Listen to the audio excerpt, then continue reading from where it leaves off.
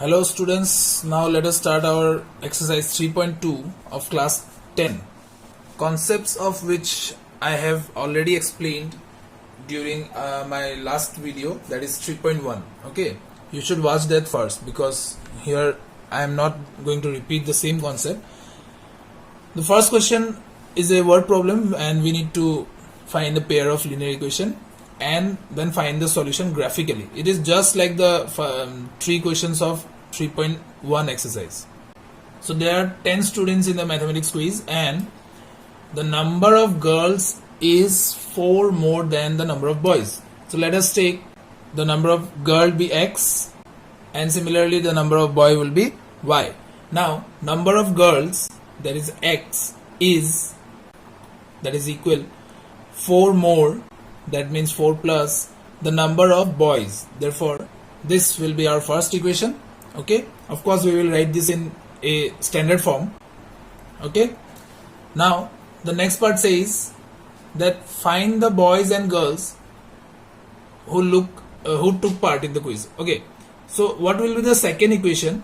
It is given in the first word of the question, that is there were 10 students common, so 10 students in total, so obviously there will be boys and girls both, that means the addition of them is 10. So we can find the value of x and y with the graphical method as I have shown you in the first exercise. I am not showing you this method again because it is very easy. You have learned how to plot a graph of an equation in class 9 itself. Just you have to plot the graph and find the intersecting point between these two lines. Okay, so let's go for the second part, that is 5 pencil and 7 pens. I am skipping the statement part here, taking x as pencil and y as pen. We have 5 pencil and 7 pen together cost 50. Okay, also 7 pencil and 5 pen together cost 46 rupees. So these are the two equations we need to solve and find the value of x and y. Okay, so this is very easy. Now let's go to the second question, in which we need to compare the ratios and tell whether the equations will intersect at one point or parallel or coincident. So for that I have already explained you that if this is the condition, then they will intersect at one point. If this is our condition, then the lines will be parallel, and if everything is equal, then the lines are coincident. That means the lines will overlap with each other. So infinite solution will be there. So let's do the first part. As I have already given you the standard form of any linear equation in two variable, we know what are the value of a1 and a2 here. Okay, and b1 and b2 also. Obviously they are not equal, so it goes with the first condition, that means it intersect at one point. Okay, so like this we can do all the parts here. I'll do the third part here and second part is your homework. So are they equal? Yes, they are, because in both the cases the answer is 3. So since they are equal, so we need to check for the next condition also, which is not equal. So the condition is for parallel lines here. Okay, so like this we can solve all the questions here. Let's go for question number 3, for which we need to do the same thing, but this time we just have to separate the equation in terms of consistent and inconsistent. So if the solution is having a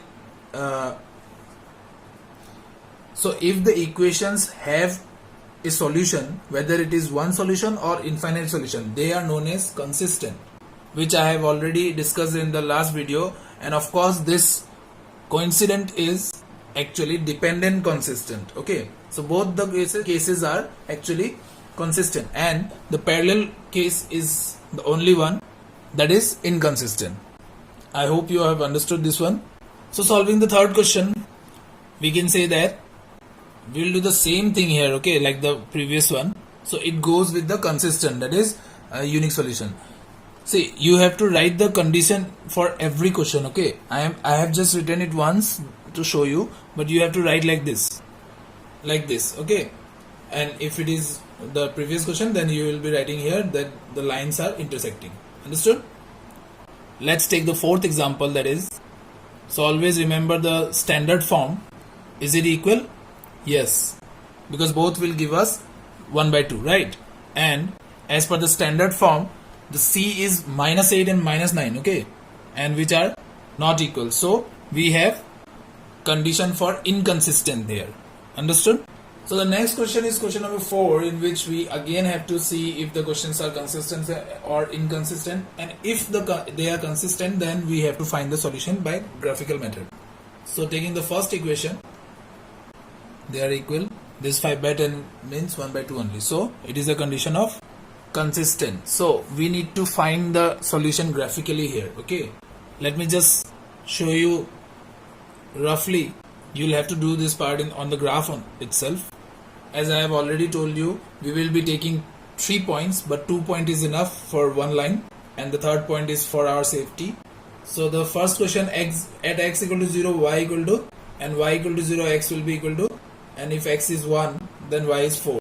For the second also, if x equal to 0 and at y equal to 0, it gives the same value. But when we take y equal to 3, then x we get 4. Okay, now draw these lines. These will be overlapping with each other like this. This is for the first equation. One mistake I have done here. This will be 2. Okay, so this 3 will give you this 2. So that means 3, 2. Understood? So as you can see here, there are infinite number of solutions for this question, and since they are overlapping with each other, so rest of the part I think you can do. Let me jump to question number 5. In this question it is given that half the perimeter, so whatever the perimeter is, it will be half, and it is the rectangle. So we know that perimeter of rectangle is 2l plus b. Now half of this perimeter will be simply l plus b, right? Now let us take the width to be x. So this means we can take the length to be y. Okay, now the length is, that means y is 4 more than its breadth. Simple. That means y minus x is 4. Also it is given that x plus y, that means the half the perimeter, as per this length plus breadth, half the perimeter will be 36 as given in the question. So we can see that we will have only one pair of solution, because a1 by a2 is not equal to b1 by b2 here. Okay, so we can solve this equation graphically, of course. Now let's go for question number 6, in which a linear equation is given, and we just have to form another linear equation with two variables, such that the first equation will be intersecting with this given linear equation, that is, let's say, simple. Okay, and the second should be parallel. Like this we can have lot of examples here. And third, we need to state coincidentally. Let's say I have multiplied the whole equation with 6. Simple. Okay. Let's go to the last question, in which we need to draw a graph of the given two equations and determine the coordinates of the vertices of a triangle formed by these lines with x-axis. Okay, and shade the region. Let me show this in roughly manner, of course, and you will have to do this on the graph only. Like this, you will have the x-axis and y-axis. First of all, let me get 3 coordinates for each equation.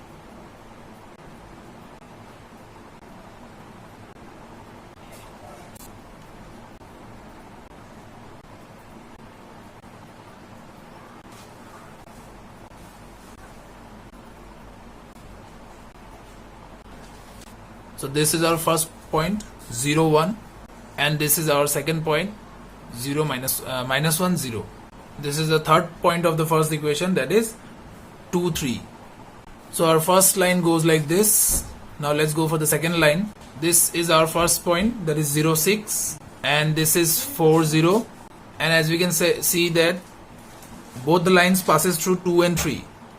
If they would have asked us about the solution of these two equations, then this 2 and 3 was the solution for these two questions. But they are asking that shade the triangular region between these lines and x-axis. So this is x-axis and this is the required triangle. So what are the vertices of the required triangle? First is of course 2 and 3, and the second one is -1 0, and next is 4 0. Since it is asked with the x-axis, so we have found with the x-axis only. Okay, so thank you, that's all for today. See you in the next video.